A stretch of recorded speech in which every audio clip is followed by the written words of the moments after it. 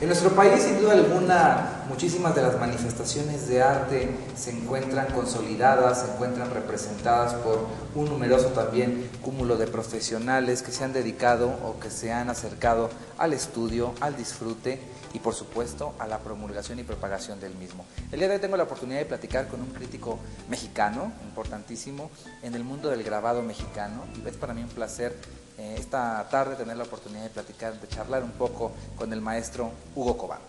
Pues el grabado es una de las especialidades que he tenido, ¿verdad? Me he dedicado bastante tiempo a él, no solamente al grabado mexicano, sino al grabado europeo también. Tengo un trabajo en disco compacto sobre el grabado europeo, ¿verdad? De los siglos XV al siglo XIX. Básicamente es una de mis actividades centrales, pero mi interés sobre las artes plásticas va un poquito más ampliamente, ¿no? Es bastante más extendido y abarca no solamente la pintura mexicana o el grabado mexicano, sino también el grabado y la pintura europea. Yo quiero que platiquemos un poquito acerca del grabado como tal, vamos a hablarlo globalmente. Sí. ¿Cómo define usted el grabado? Bueno, el grabado tiene tres características esenciales.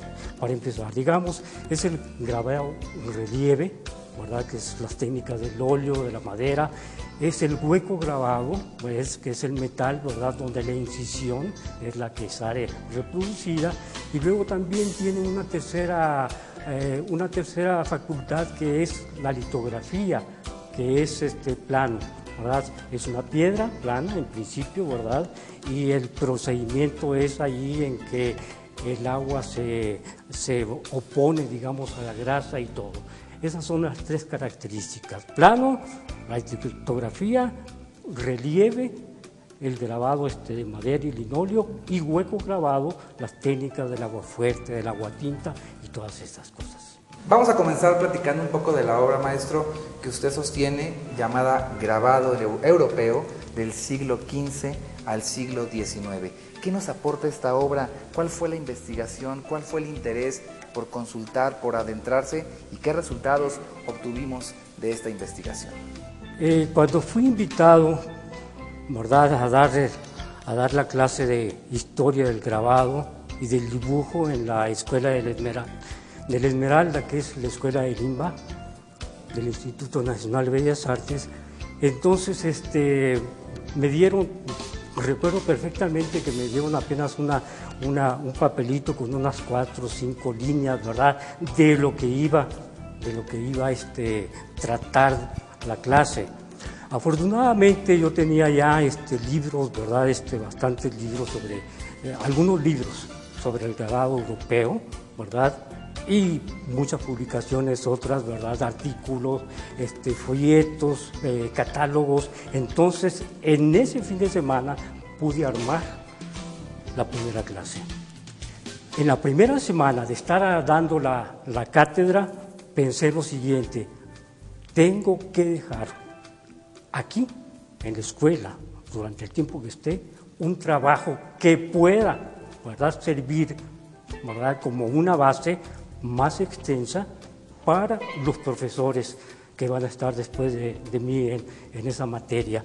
Entonces comencé a trabajar y cuando salí de la escuela, que la abandoné por razones diversas, ¿verdad?, entonces dejé ya el trabajo terminado.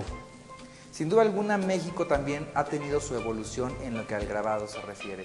Y precisamente, maestro, usted tiene un segundo trabajo que nos habla del grabado mexicano en el siglo XX. A mí me gustaría compartir un poco con el público cuál ha sido la evolución, por ejemplo, en nuestro país, sobre todo en este último siglo pasado, del grabado, porque me imagino que ha ido a la marcha de los cambios sociales, políticos del mundo entero, las influencias de otros países, técnicas que quizá aquí no se conocían, no estilaban mucho y que de alguna manera han marcado un estilo en nuestro país.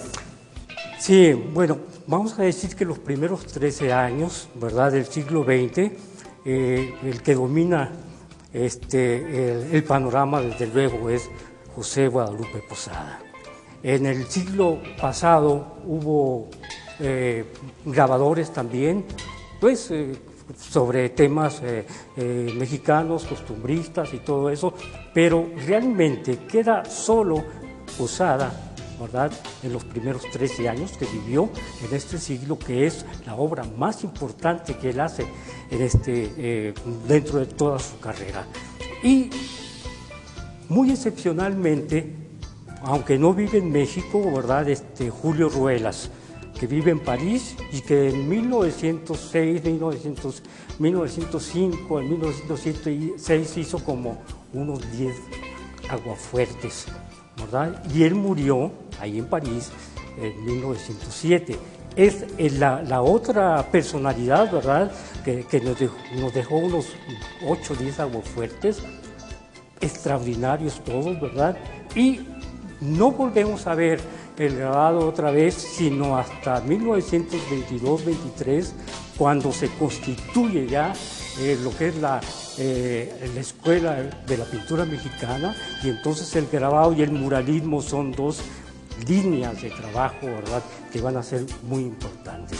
Y comienza a organizarse pues esa corriente mexicanista, ¿verdad?, del grabado. En primer lugar, tienen que estar buscando todavía, con la cuestión de la Revolución Mexicana y todas estas cosas, tienen que estar buscando un lenguaje que sea mexicano.